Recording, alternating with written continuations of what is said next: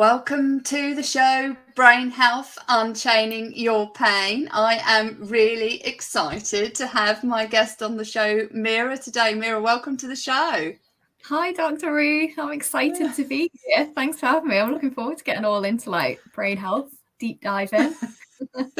Me too. And I know we connected through Chris Ross, Yeah. who's the founder of Windjet Studios. So I'm really, really excited to hear your story. And for those that don't know Meera, Meera Sharma is a British Indian media personality and writer who first came to the limelight on Series 11 of the hit ITV dating show Take Me Out, using numerous mediums to encourage discussions around identity, representation, and staying motivated. Meera has featured in and written for numerous publications, including The Independent, Metro, BBC, to name but a few. And she's been nominated for awards and spoken at panels. She created the platform, the School of Sass, to educate everyone on the skills they need to stay motivated, positive, and live the life they've imagined by channeling their inner sass. I absolutely love that. And as part of her platform, she offers books, articles, and coaching to help you live your best life. Wow, I'm really excited to dive into this. And I absolutely love the topic of motivation because it's something that often many of us don't feel that we have enough of. And it's finding the way in order to get motivated that's really key to living our best life, isn't it? Exactly. I think it's so interesting hearing that read back to you as well. It's like, oh, what a boost to my confidence. Like, I've done that. But yeah, it's true. So I'd love to know, going on to the, diving into the School of Sass kind of concept, what is it you're really passionate about in life right now? I think I'm really passionate about pushing my platform out there and helping other women, stay motivated and just realize that they can achieve what they want in life and not because I think I'm a firm believer in manifestation and things like that. And I honestly think that if you have a dream and if you want to achieve something, you can. Obviously, you've got to put in the work, stay consistent. But I think sometimes you can have a lot of people that may say, oh, no, you can't do that. You can't do this. So I want to be that person that's there to tell people, no, you can achieve whatever you set your mind to achieve if you put in the work and stay consistent with it. So I'd say that that's what gets me out. I'm quite a motivated person anyway, so that's one of the things that gets me out, raring to go in the morning. Got to get my morning workouts in and I'm good to go. Do you know, I think that's so important because so many people can become downtrodden by the words that other people say to them, and it may be said to them only once, but we play it back on ourselves like a broken record player, don't we? Yeah. And so it becomes like death like a thousand cuts, doesn't it? Yeah, it's like I saw this saying that says, don't let people rent space in your head. And it's for free as well.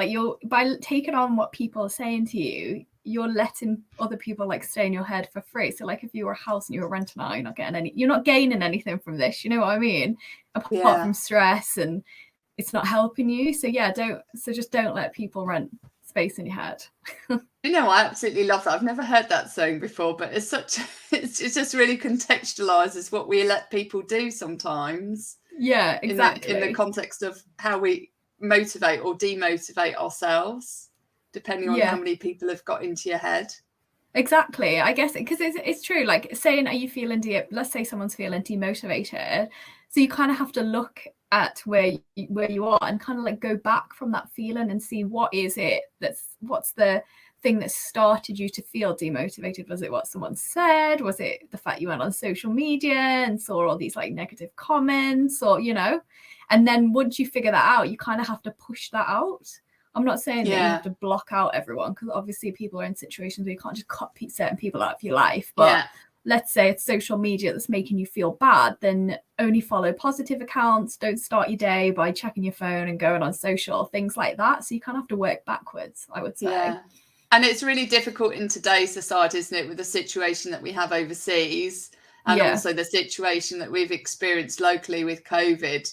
It's so easy to get demotivated by reading the news and reading social media rants that relate to the news.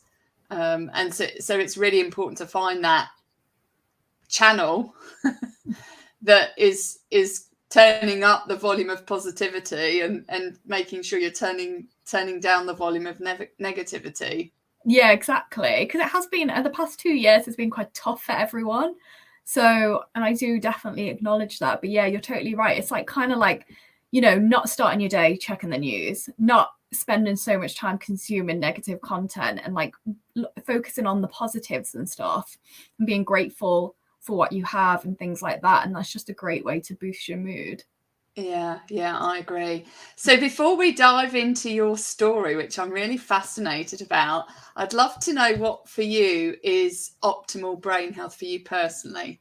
Okay, so optimal brain health for me personally is like when I'm feeling at my best and when I'm in a good mood. So, you know, it's when I'm getting that good combination of sleep, my 7 hours of sleep a night, exercise, I'm hydrated, I'm eating healthy, I'm not feeling stressed, I'm not feeling anxious. So I'd say that is when I'm at my like most optimal brain health.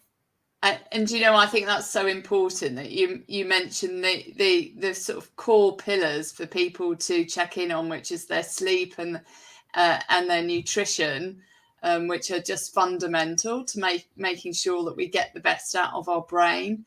And I just think it's just such an important thing that people really don't pay enough attention to. Yeah, I think especially like when you look at like hustle culture, it'll have you believing that, oh, you know, you should just work through the night and not sleep. Whilst I actually think that's really counterproductive. And like a lot of people I speak to, like when I interview them for my radio show and they're really successful and they always get their certain amount of sleep in, with the 7 to 8 hours. That's like a non-negotiable. So I think it is, sleep is so important. And I think people need to realize that. Yeah. And you know, it's often the first thing we drop. Yeah. You know, when we think we're okay, but it's the first thing we need. It's true. When we're not okay. Exactly. Because that's when your body is like recovering and, you know, recuperating itself. So if you don't have sleep, like it's just not healthy for you. Yeah, absolutely. So let's dive into your story of brain health. I'd love to know what your journey was that brought you to sign up to or to apply for the ITV show that you went on, which was Take Me Out. Yeah, so that was like an opportunity that came up, and I was like, I'm one of those that I feel like if you get opportunities, you shouldn't really say no. You should just go ahead with things and kind of like see where it takes you.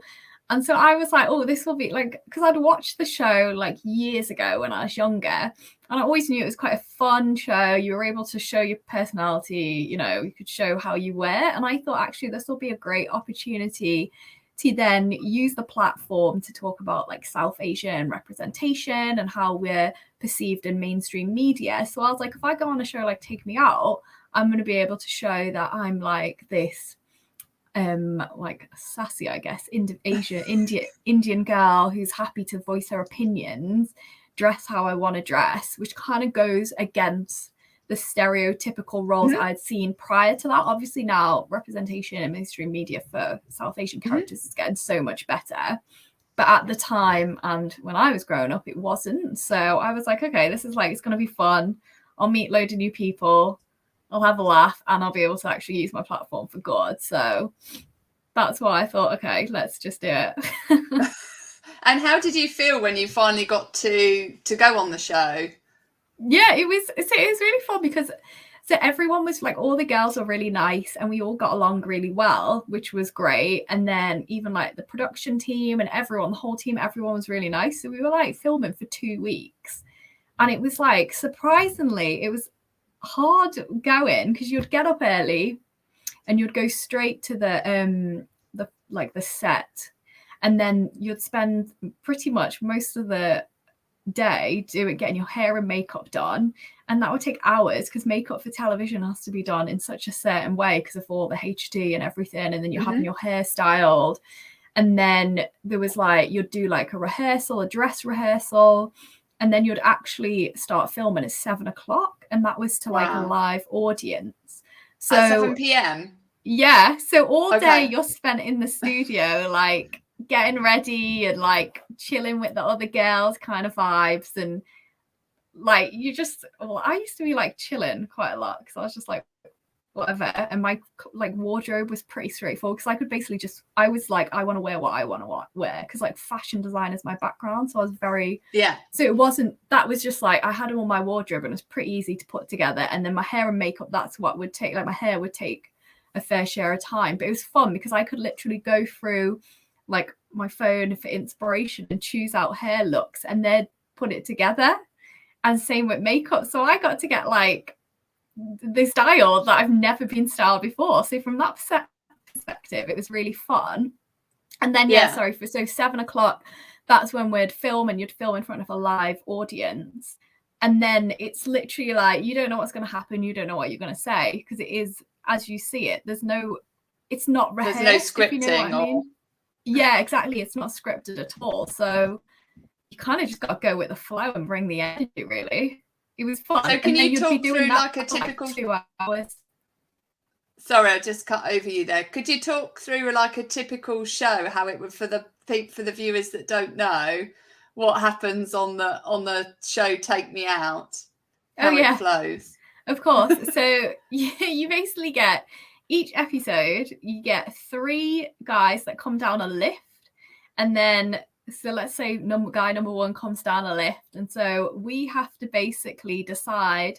So the guy will do like tricks and talk about themselves in 3 stages, and that's when we get a chance to, like, if we like him, you know, we keep our light on, but no likey, no lighty, as Paddy McGuinness always says. So then you turn your light off, and then it'll come down to like the final round is usually when it's like the final amount of lights on. So let's say 10 girls have their lights on and the guy has to get it down to 2. So then he'll run around the stage turning off lights, and then he'll get it down to 2.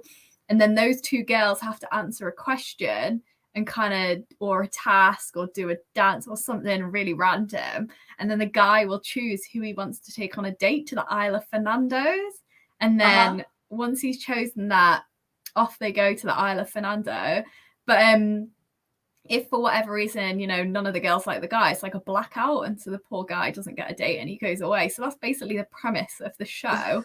But we have to, as girls, we have to do like one-liners and, you know, just to make the guy interested. It sounds quite like, when you speak it out, it is a fun show, but I can see that in this day and age it can come across like a bit sexist, because you've got all these women standing there and we're trying to woo this guy. But I think our show this year was completely different, because a lot of the girls were all about like feminism, and like they even said that, like one of the girls that got chosen, Georgia, her parting words to everyone was like, it shouldn't be based on what we look like, it's about your personality. And she was like, I just want everyone to remember that's watching. So I think in that sense, we were able to really bring our personalities through and show that we're not just like, you know, there's a lot more to us. Like, there's a doctor there, lawyer, like everyone was like going against the stereotypical idea people have of the show. Great. And what was the outcome for you on the show? Where did you get to on the show for yourself personally? Oh, I didn't get a date, but to be honest, I wasn't too bothered. So I just had fun. I was there right to the end. I even did the 80s special, which was really cool, to get dressed up in 80s fashion, because I love like 80s fashion. I even had an outfit that was from my own wardrobe that was from the 80s. So I was like, I'll wear that. I got my hair styled up really cool. So I had a laugh. It was great. And I met like some really nice girls and everything. And it's been cool. It was a great experience. And then thereafter, so we filmed that in 2018 and it went on television in 2019 of like, I think it went live October 2019. So we had to wait a whole year of keeping this like secret that we'd done this, which was quite fun. So you kind of forget about it. And then it's like, oh, okay, years pass and oh, okay, all this press, etc., etc.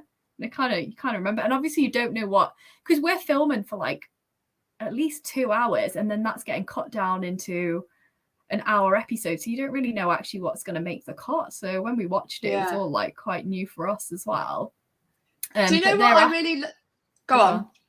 I was just going to say, thereafter then, that's when I then used the platform from it to talk about, like, I did pieces for the Independent, Metro, Galdem, on South Asian representation in mainstream media. So that's when I really like started to push myself forward.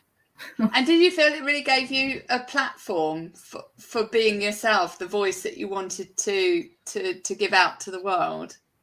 Yeah, definitely. Because everything I said was like, I didn't say anything because I knew it was going to be entertaining. I just said how, like, I was definitely myself and I dressed exactly how I wanted. And that was one of my things when I went on the show. I was like, look, I'm only going to do this if I can wear what I want to wear, because I'm like, my style is oversized, like blazers and things like that. It's not that dressy, like bodycon kind of outfit. So I'm not going to do that. And everyone was fine with that. So in that sense, yeah. But obviously you don't know how it's going to get edited at the end. So but it was fine. It was, I can't complain. But do you know, I think that's really important, because so often we think, you know, it's all manufactured on shows and people have to dress how the show dictates that you should dress. And I love the fact that you would absolutely not let anybody dress you or style you outside what was you authentically. Yeah, and that you were able to be yourself. Yeah, and I think that's also though because so when I filmed it, I was 30. So I was and I knew how the television industry worked. So I knew how to voice my opinion and say, no, I don't want to do this, or I don't want to wear that. I'm going to wear this. This is how I want to come across. I'm not going to do this because I know it's entertaining for television. That's not what I'm like. So I was happy to voice my opinions, but I wouldn't. But when you go into a show like this, if you're, let's say, because a lot of the girls were much younger, and if you're new to the industry or you're younger, I can see how they can potentially be, I'm not saying manipulated, but their storyline can potentially be pushed a certain way to make it entertainment. Because at the end of the day, it's a television show and it is there for entertainment for the public. So you are going to try and make certain characters and things like that. But you do, I feel like if you're going on shows like this, you have to be aware of what you're getting yourself in for. If you're going onto it thinking that, oh, you know, like quite naive, yeah, you can probably not come across as you wanted to. But if you go into it knowing exactly what's going on, and that at the end of the day it is entertainment for television, you're not really there to find love, let's be honest, then you'll come out of it fine. Yeah. Do you know, I think I love that. You know, it's so easy for us, isn't it, to be swayed by perceiving that our age, we can't speak up for ourselves because of the age that we're at. And it's easy for us to be influenced in a negative way towards ourselves by not feeling we have that permission to voice who we are. But I love that you were able to do that by virtue of the fact you knew the industry, and also you know, you had the courage to say no. Yeah, because it's easy to say yes. It's often very hard to say no. Yeah, exactly. And to be honest, if I'd done that show when I was in my early 20s, I can't say I would have said no. But I think when I turned 30, I was like, whatever, I'm doing what I want to do. It's kind of like this thing that clicks in you. You turn 30 and it's kind of like, you know, you're not a people pleaser anymore. You're going to do what you want to do, more headstrong. And I think that's why it definitely helped. How did the show change you mentally or emotionally? What was the big shift? Did you notice any big shift in yourself after being on the show? Yeah, definitely. It was strange in a sense, because I've always been used to being like behind the scenes and stuff. And then all of a sudden, obviously Take Me Out isn't as big as Love Island like nowadays, but back in the day, Take Me Out was quite the show. And all of a sudden, like, you've gone from kind of being, you know, just minding your own business kind of thing, to literally just being put on television in front of like 2 to 3 million viewers every Saturday. So it was a bit of an adjustment when you're getting like, I'm getting like DMs were going a bit crazy. Otherwise before that, never.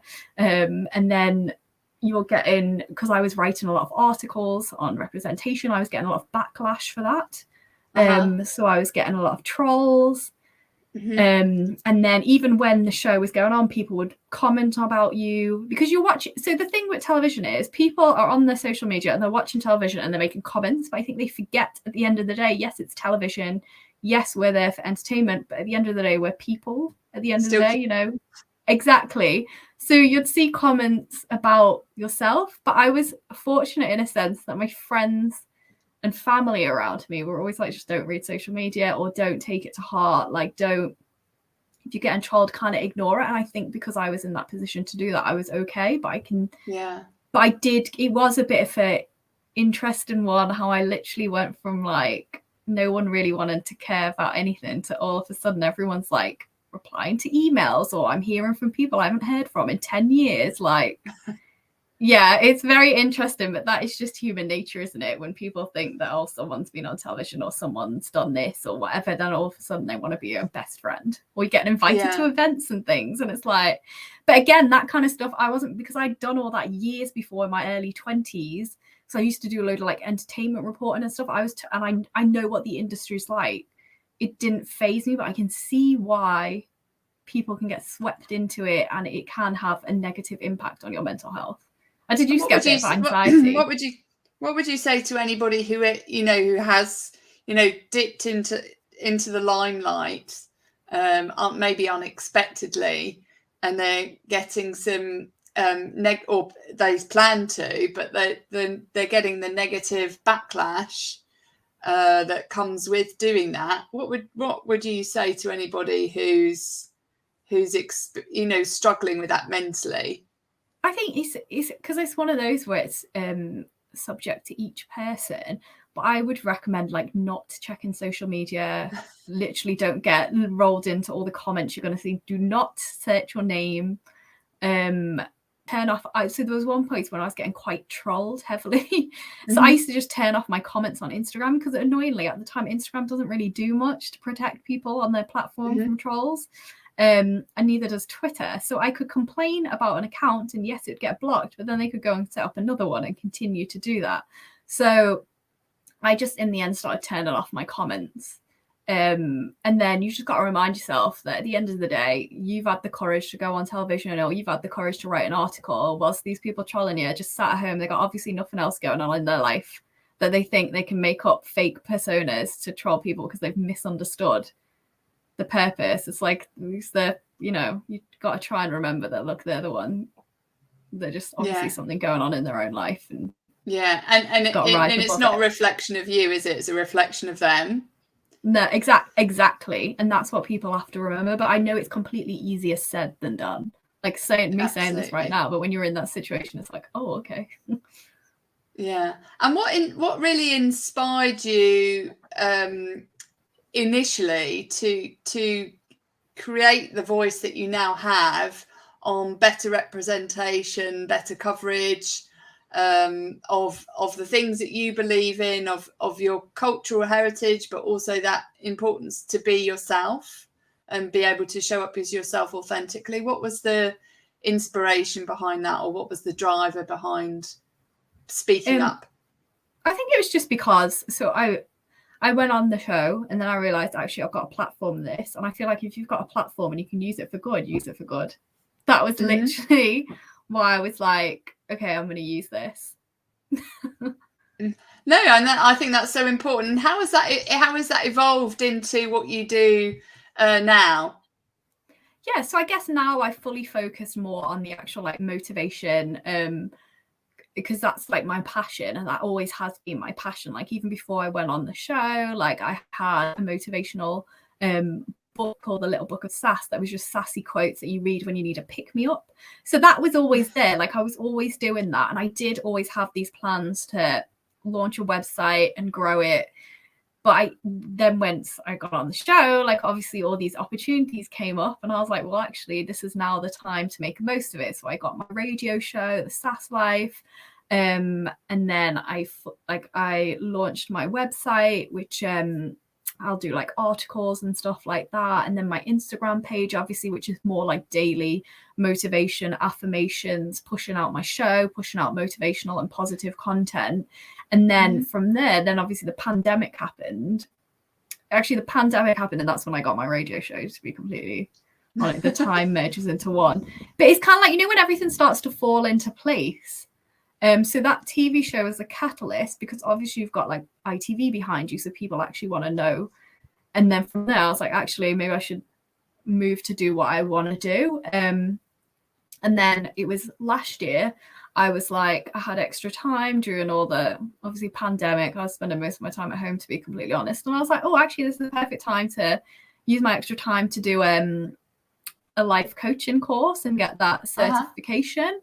Because I was like, this is quite a good opportunity on the back of my platform. Like the missing piece there is that coaching aspect, to just then give one-to-one opportunity and really like train me up so I have those qualifications back up, that I know what I'm talking about, kind of thing.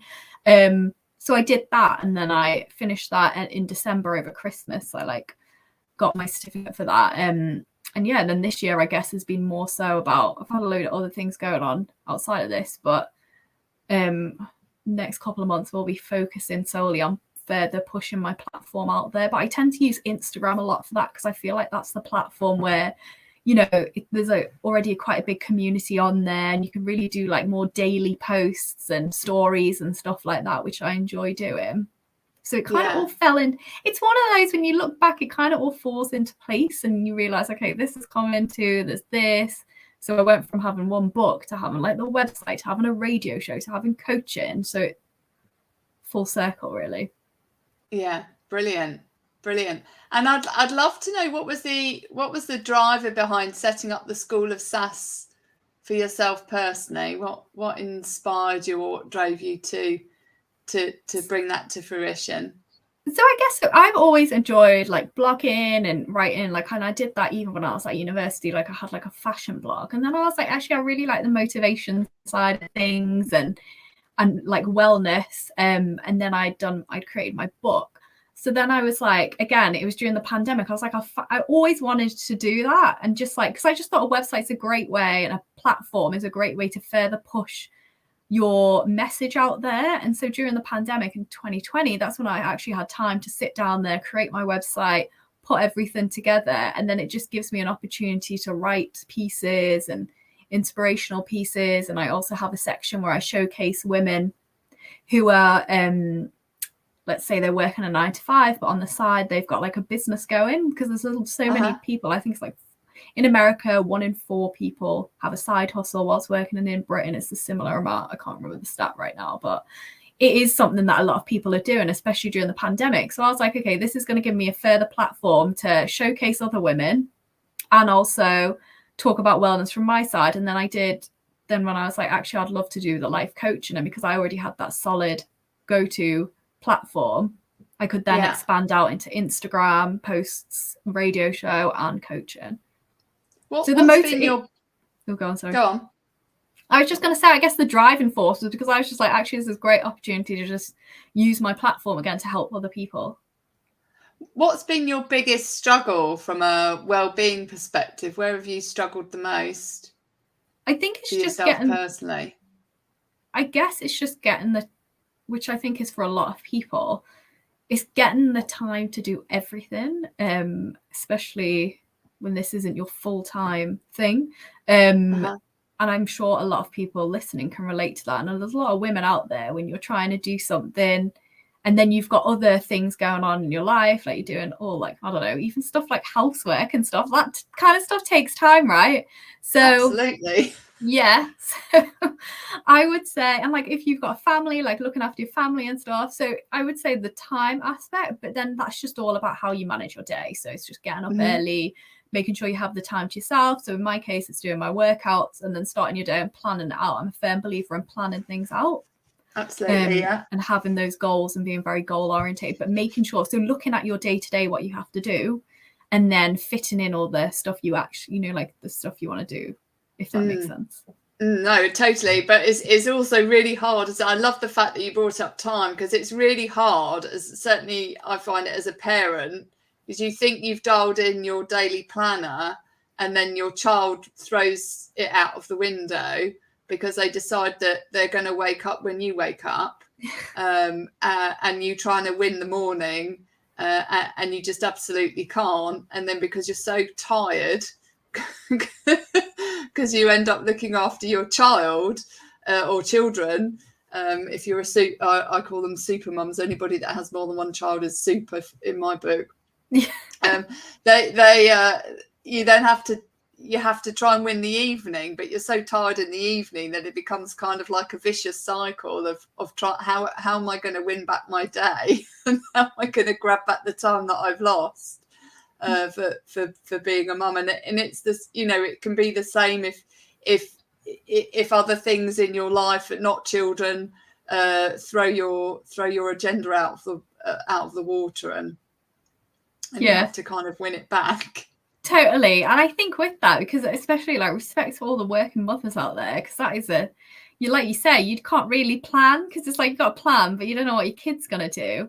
So I think it's just about not feeling bad then if you didn't. So let's say you woke up and you're like, I'm going to do this, this, and this. And you get to the end of the day and you're like, okay, I've not really done anything I planned. So just don't beat yourself up over it, because that's just a waste of energy and time. And just think, Absolutely. okay, I'm going to try again tomorrow, and at least, and then look at what you did do. So like, let's say in the case of a working mother, like you did look after your child had something and you gave them the attention they needed. So that actually is an achievement in itself, right? So you have to, it's how you reframe your thoughts on things. And you know, I love the fact you said that, because it's so important that we reframe what we do and celebrate the small wins, because sometimes the small wins can be really important wins, particularly if it involves other people who really need you. You know, they need you to be there, whether it's a child or you're caring for someone or you're looking after someone, or, you know, it's your partner, wherever it happens to be, people need you. And that connection piece is so important from a brain health perspective, that we can often be dismissive of it, can't we? You know, in the context of our day, and spend all of our time focusing on the activities that we need to do, and not enough time focusing on the connecting that's so important, and taking that time to connect with people that really matter.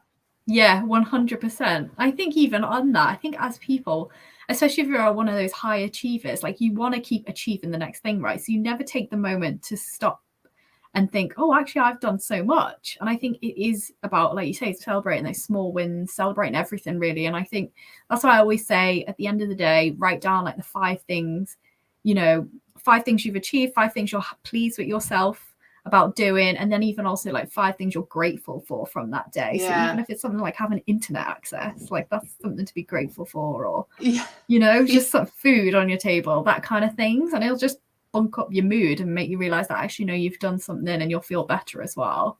Yeah, and thank you for sharing that, because I think it's so important that we do celebrate the things that we're grateful for, because often we can be very dismissive of what we have, because we focus on what we don't have. And when we reframe our mindset to focus on what we have and do the gratitude journaling, that is so fundamental to brain health. And people think, oh, blah blah, this is, you know, it's just hocus pocus, but it isn't. It's really basic, and it's really important in terms of getting the best out of your brain. It's so true, and there's so many like scientific studies on it as well.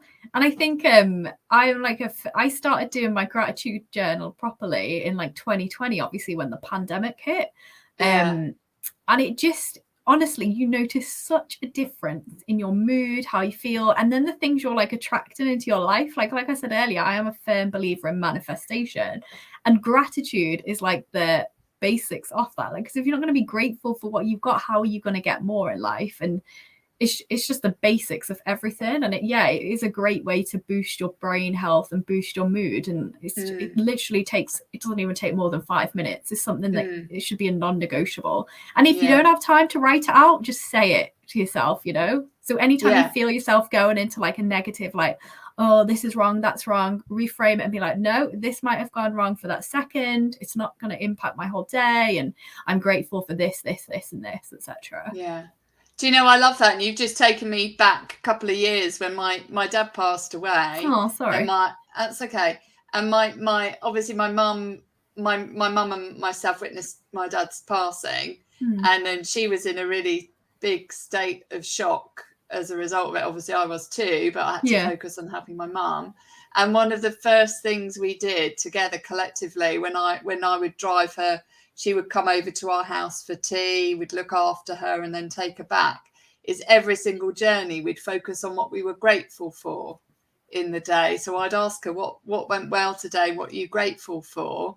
To really try and reframe her mindset to help her look at the positives from the day and not be lamenting too much on the what she didn't have, but focusing on what she did have.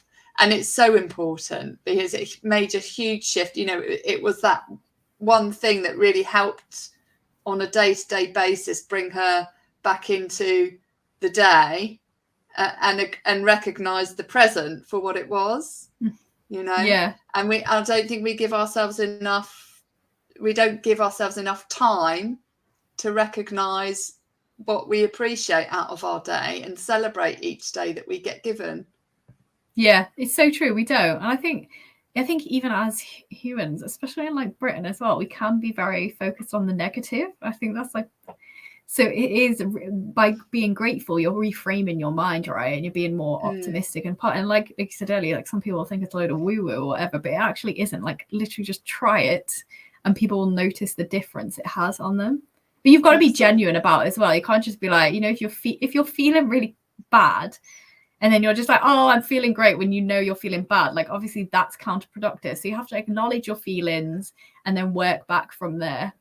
Absolutely. And I love you talked about that, because that's one of the first pillars of Brain Health. So I'd love to dive into our fun facts.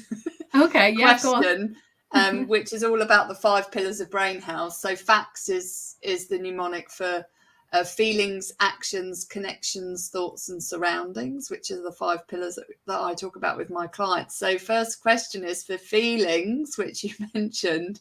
What feeling or emotion is most important to you in your life and why? Oh, I would say is feeling optimistic and feeling positive, because it's those feelings that drive you to do more. Like let's take the pandemic. It could be a bit like, oh God, like, is this ever going to end kind of thing. So if you focus on the optimistic side of things, like we've got a vaccine, etc., like that's what keeps you going, right? It's that hope. You need a feeling of hope, because if you don't have that, then even from experience, you're just not going to feel good. You're not going to do anything. And how did you stay optimistic during the pandemic? What were the big things that you did, or the little things that you did to keep that level of hope and optimism alive? Well, again, it's like limiting the news, so you're not solely listening to negative news all the time. I literally reduced my social media time. Otherwise, before that, I used to spend so much time on like platforms like Twitter and stuff, and now I literally barely go on it. And if I do, it's all positive accounts. So that really helped. And then obviously just knowing that, look, we've got a vaccine coming and we are eventually going to get out of this. It's going to be a bit of a long slog. But then I thought, okay, I'm in a fortunate position. I'm in the countryside. I can enjoy going outside. We can all work, like people who can. I'm not saying everyone can, because there was people that weren't able to work from home. But again, I was fortunate. I could do that. Didn't have to commute. So you'd focus on, the positive sides of things, and then the extra time I had, because normally my weekends I'd be out and about, and I wasn't. I could use that to grow my platform and have a radio show and things like that, making the most of the hours that you wouldn't that would be spent, I don't know, on a train or something. Again, I acknowledge that wasn't the case for everyone. Like people weren't able to do that, but I was in a fortunate position that I was able to. So that's what kept me going. Yeah, do you know, I think that's so important, because it's so easy for us to reflect on what isn't happening. But for me, the pandemic has changed so many things in so many positive ways, particularly, this opportunity for people to work from home. For those that want to be able to work from home, it's created that vehicle that they otherwise wouldn't have. It's allowed, certainly from my circumstances, my husband's had so much more time with my daughter, or our daughter, than he would ever have had the pandemic not happened. And so she's got a much better, stronger relationship with her dad than she would have had if it hadn't transpired. And he's been able to see her really grow up, in those really early years. She's only 3 now, Lily. But in those early years, he's been able to see that, and just so many things. I know it's different for everybody, and everybody's in their own boat, but it's finding the positives out of it, like you say, and being optimistic for the future, and having that hope that things are going to get better. And there's always hope. Definitely, there is always hope, even when you're feeling like at your lowest. You just got to find that hope, because that'll what will get you out of it. Yeah. Yeah. I'd love to dive into the next pillar now, actions. Okay. What is the most rewarding or fulfilling thing you've ever done? I think the most rewarding thing is when you, so like, again, using my platform or talking about motivational content, sometimes I'm like, is it even benefiting? And it's when you hear from people and they're like, okay, now I think, what would Meera do? Or I pushed myself out of my comfort zone because I thought, oh, what would Meera do?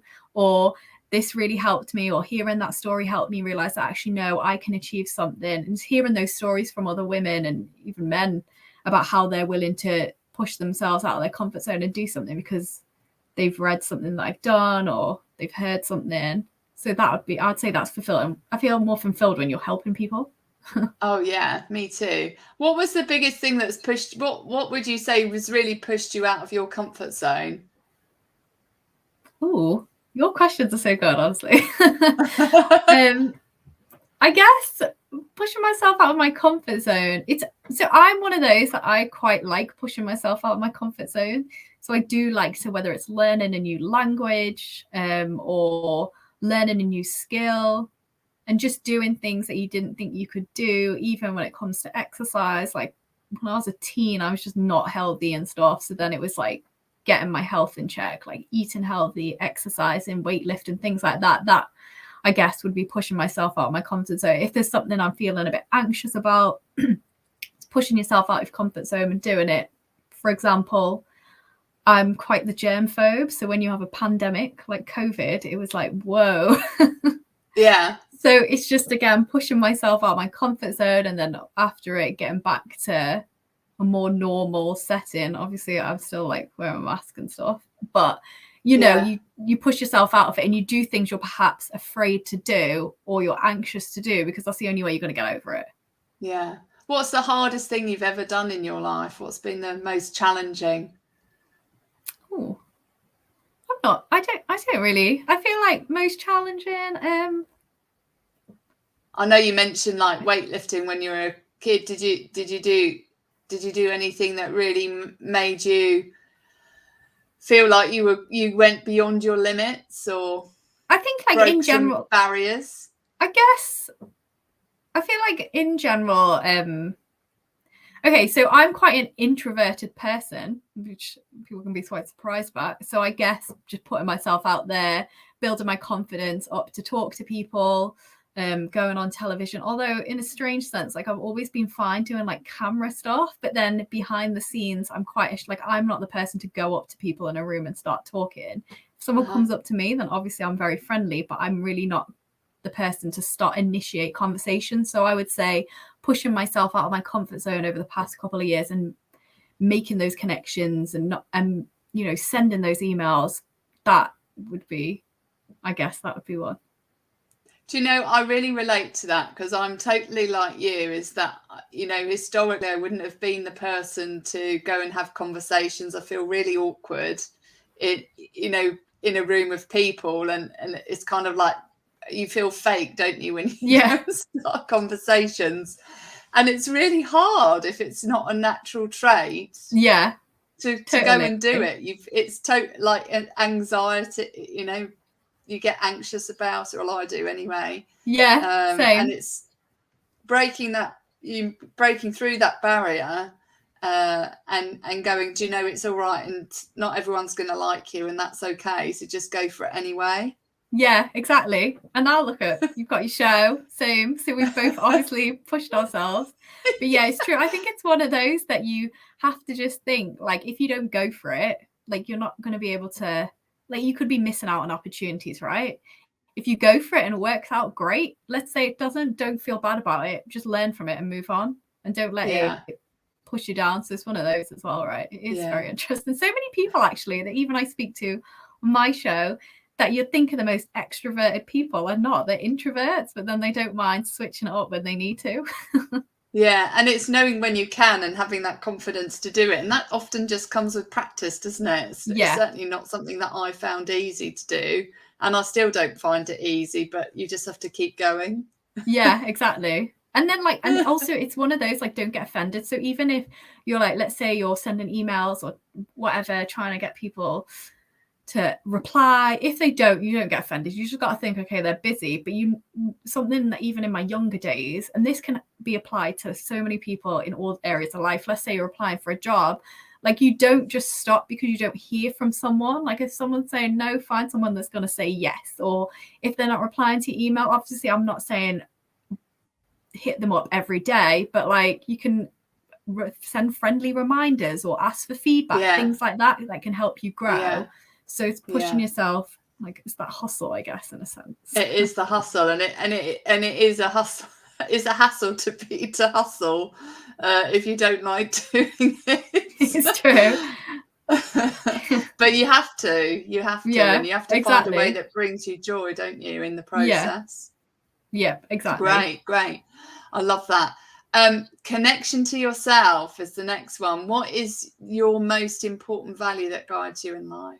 So I would say, like, the whole universe, like I've said a couple of times, I'm a firm believer in manifestation. And I think that the whole universe, you've got to trust that everything that is happening for the best. Even when, things aren't going that great, you've got to realize that that's because of something better. You just have to learn from it, move on. It's like that whole rejection is redirection. So I'm a firm believer in that.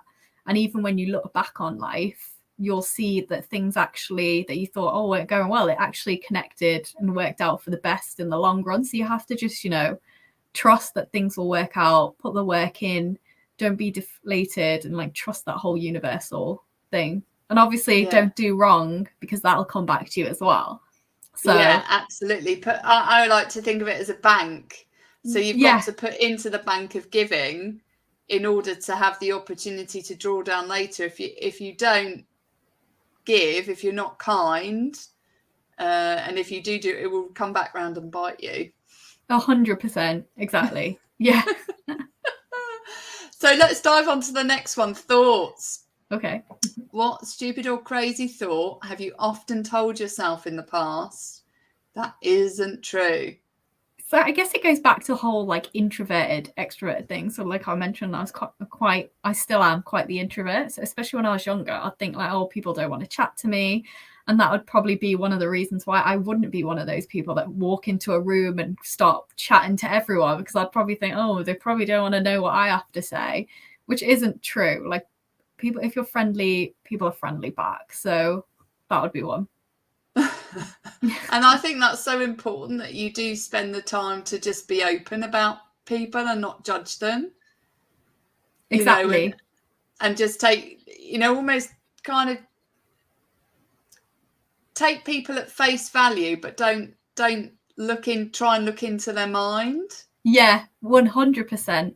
And not like, because it's like that whole, it comes back to, it's even like, someone doesn't reply to you straight away and you think, it's because they don't like me. No, they're probably busy. They've got so much going on in their life, So you have to think of it from that. And a lot of the time, I think we get caught up in our minds thinking that people are thinking about us. They're thinking, what's that person doing? What will they think? When the reality is everyone's focused on themselves because they've got so much going on in their own life. They're probably not. Like 95% of the time, they're not even thinking about what you've done. So you kind of just have to realize that, like you said, take people as, don't overthink things. Don't think for them. Yeah. And I love that, because that goes back to the comment that you made at the beginning of the show, which is like, don't let people rent space in your head. Often we try and rent space in other people's heads, but we don't even tell them. Yeah, that's so true. So we're like, well, I think that you thought that this, and you actually never have a conversation with the person to tell them what you're thinking, that you think they thought about you, which is completely not true. They never had that thought. You had it in your own head, and taking up space in your head that really belongs in someone else's, and not having that time to think for yourself personally and focus on what's right for you. Yeah, that's so true. I love that one. Like, that's a good one. It's true. Don't take up space in other people's heads. Right. Next one, surroundings. What's the most beautiful place you've ever visited, and what makes it so special? Okay, so I love travel. Like pre-pandemic, I used to travel loads, and I've been I've been to like Vietnam, Hawaii. But my go-to place, and everyone who knows me knows this, is California. And it's Southern California. It's just, I love the beaches. I love the atmosphere. I love the vibe there. They're all into, like, say what you want about Los Angeles and stuff, but it's all into that kind of living that I'm into. And it's just like, when I go there, I feel like I'm myself. I always say it's my soul city. I feel like my soul is there and I'm the person who I am when I'm there compared to when I'm here. So that, do you know, I love that. You've do you think you ever would live there? Oh yeah, I'd love to. Like, the fact I haven't been able to go there for the past 2 years because of, like, the pandemic, it's like, oh, but, you know, it's what it is. Yeah. At least now things have opened up. So, but yeah, that is definitely, like, it's just like you feel free, you feel relaxed. And it's funny because my friends that from here, when they've seen me there, they've even noticed the difference as well. And, you know, I think it's such an important point because people don't pay enough attention to how much of an influence the environment has on your brain health and the surroundings that you have around you, how hugely impactful it is to your brain health. And the fact that you feel that California is your soul city or soul state. Yes, state. Sorry, that's me saying yeah, state. so then that's okay. And that you feel you can be yourself there just speaks volumes about the importance of finding the right surroundings that really serve us. Yeah, it's so true. Oh, sorry. Yeah. No, I just think it's so important, and we don't give enough credence to our surroundings and the influence that it has on our mindset and how we show up. Yeah, it's so true. Like, it's even like when you take, so for example, I lived in London for 10 years and it's this city, hustle and bustle. Everyone's out for themselves. But I'm originally from the countryside in Lancashire. I've moved back there now.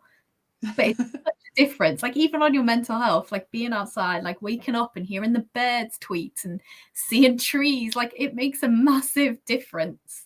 And being able to breathe in fresh air rather than like polluted air, you know, it's these little things that you wouldn't really think makes a difference on your mental health. And yeah, like you say, the surroundings around you, if you're going to be around people that are relaxed and optimistic, that's going to rub off on you. No matter how much of a strong, determined person you are, your surroundings do rub off on you, right? Yeah, they do. Surrounding where it's very like negative, kind of like that, it does rub off. It could be the most positive person and it can rub off on them. So you do have to be mindful of surroundings. Yeah, and you know, your surroundings isn't just about your environment, it's about the people, the culture that you surround yourself with. It's about the energy, you know, of the people that are around you and those that you like to connect with. And it's about how much time, because it's time as well as space, how much time you spend on the aspects of your surroundings that lift you up and how much time you spend on the aspects of your surroundings that pull you down. And you talked about, you know, checking off of social media and not spending your time being involved in surroundings that suck the energy out of you. And we don't really think about it so much in that context of not only the energy that we get from our surroundings, but also the time that we spend. And I know you talked about time as so important at the beginning. Yeah, it's so true. Especially with something like social media, you can think, oh, it's harmless. Like starting your day, checking your phone is harmless, but it actually isn't. Because let's say you go onto a platform like Twitter. I've got nothing against Twitter. I think it's a great platform, but I keep shading it and I don't mean to. But you go on it and you'll see like news and you'll see people's opinions, because that's what it's there for. People are there to say their opinions, and if their opinions are negative, that's their opinions, fair play, that is their opinion, everyone's entitled to their opinion. But if you're going to see that is going to make you feel like, oh, and that then impacts how your day goes, right? Because that's how your frame of mind. Also, you'll be scrolling, think it's 5 minutes, an hour could have passed. You could have used that time to go work out or do something that benefits your brain, right? Whether it's reading a book or something. So that's why I think I get that a lot of people and a lot of us have to use social media as a platform to promote what we're doing and spread the message, etc. But that's why it's using things like, for Twitter, TweetDeck, so you can schedule your tweets in. That's what I do. I'm keeping it real. Half the time I'll schedule my tweets and I don't need to touch the platform. So it's doing things like that, or on Instagram, only following accounts that make you feel better. If it's making you feel bad, unfollow it. Yeah. Do you know, I think that's really great advice, because it's so easy. I mean, I find it really difficult on social media platforms because they deliberately force you to scroll and then get sucked into that's what they're designed to do, because they want you to stay on their platform. Yeah. And so you want to stay on a platform that's going to lift your spirits. So follow people that lift you up and give you great pieces of advice, rather than people that are, you know, full of negativity and don't bring joy to your life. Exactly. Totally. Great. What one piece of advice would you give anybody who is, you know, I know we talked about motivation at the beginning, but it's really struggling with motivation. They kind of got low energy. Maybe it's because they're distracted with other things. What one piece of advice would you give anyone who's struggling to get motivated, who really wants to move their life forward? So I think they kind of need to, it's one of those where you work backwards. So you kind of need to figure out what is that catalyst that's making you feel bad or demotivated? Is it, again, you're going on your phone, you're checking social, it's making you feel bad. So then you just feel, oh, well, what's the point of doing anything? If that's what it is, then you know you need to cut out the social media aspect or follow uplifting accounts with motivational quotes. Maybe it could be, maybe you're feeling tired or you're feeling demotivated. It could be something to, I don't know, your diet, because a lot of the time that plays into check. Obviously, I'm not a nutritionist and I'm not a doctor, but maybe you should go see your doctor and say you're feeling, so they can do the checks they need to. And maybe it is, but otherwise, outside of that, I would recommend is having that routine, because it's the routine that will turn into the habits that will then motivate you, and you'll continue to do that. So let's say you've got a goal that you set and you want to achieve it. So you look at that goal and you think, how can you break it down into small achievable chunks? And then from those small achievable chunks, you break that down into achievable chunks, and then you break it down into monthly achievable chunks. And then from there, you're breaking it down into the weekly achievable chunks, and then your daily achievable chunks, and you're scheduling it in your day around everything else you're doing. So you are going to do it. So let's say you want to learn a language, for example, and you're just feeling demotivated. So you have to start small. So do the things you know you can do. So like, do you want to learn via an app, or do you find you learn better in person? So that already is a step once you figure that out. So you've already done it. So pat yourself on the back kind of thing, right? And then from there, you then break it down into smaller chunks. Like, do you want to start learning about the vowels, or do you want to start learning about certain words? So you dedicate time each week looking at how busy you are. So be realistic. If you've got loads going on, if you've got kids, things like that, figure out when you do get those moments to yourself, even if it's 10 minutes a day, schedule it in, and those 10 minutes then add up as the week goes on, and you will achieve your goal, right? So there's quite a lot to it, and I could chat about it for another 10-15 minutes, but I have actually put together on my website, School of Sass, I've put together worksheets for goals, and it's having those goals and accountable actions that will keep you motivated, and they're free to download. So I recommend people go and check it out. Great. And you know, I think motivation, I loved how you described it as breaking it down into those really small actionable steps, because for me, motivation, you don't just wake up motivated. Motivation is often achieved by movement, and then with movement comes momentum. And when you've got that combination, you achieve motivation. It has to be you have to start it by doing something, and that could be the smallest step, the smallest thing, at simply making a decision that you're going to learn a new language in the first place. And you just keep taking little incremental steps, and you'll start to build that momentum through movement or through taking action, and then with that comes motivation. Exactly. And it becomes a part of your routine then, the more you do something. And then also, if you're doing something, you'll feel good about doing something. So even doing something small, I think you've then got to remind yourself that, look, you know, let's say you miss it one day. Well, don't beat yourself up again about it. Just say, okay, I've done this already. This is what I've already achieved. Tomorrow's a fresh day. I'll start again. So it's that as well. Yeah. And I think that's so important too. Thank you. Because people can get so downtrodden about what they didn't do, but not focusing on the actions that they did do. Exactly. And and it's like I said, is motivation is action. So focus on that, not the inaction. Exactly. I love that. That's so true. So Meera, I've loved talking to you. How can people Likewise. get hold of you? Yeah, likewise. I've really enjoyed chatting to you as well, Ruth. So people can get hold of me on social media, at the School of Sass on Instagram. My website is www.theschoolofsass.com. I've got all my information there to my radio show, which airs every Monday. And then my own Instagram is at Meera Sharma. Meera Sharma was taken. So all my on like Twitter and Instagram, it's Meera Sharma. But yeah, that's how people can get hold of me. But my website's the place where everything is there, from my books to radio show to articles and all the links. Brilliant. Meera, thank you so much for coming on the show and sharing your story and talking about the importance of motivation and everything that leads up for it. It's been a real pleasure talking to you. Oh, thanks, Dr. Ruth. It's been a pleasure chatting to you as well. I feel like it's a great way to start my day. I love it. Thank you. You're most welcome. Remember, everyone, this is the show. It's all about brain health and unchaining your pain. You're not stuck with the brain you have the power to make it better. And this show is all about showing you how. I really hope you enjoyed that conversation. Thank you so much for listening. Please be sure to like and share this episode and leave a review on my website or on Apple Podcasts.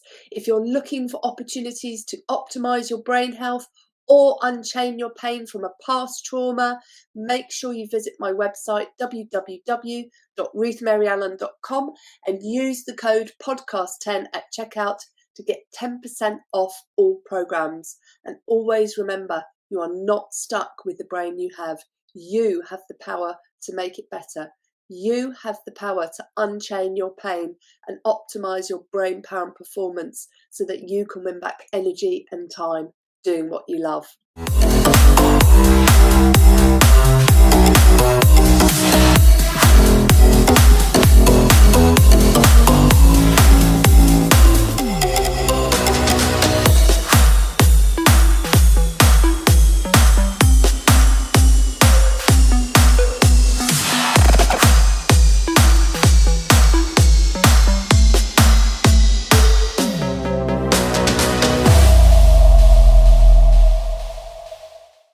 Each episode of Brain Health Unchaining Your Pain with Dr. Ruth Allan is for educational and demonstration purposes only.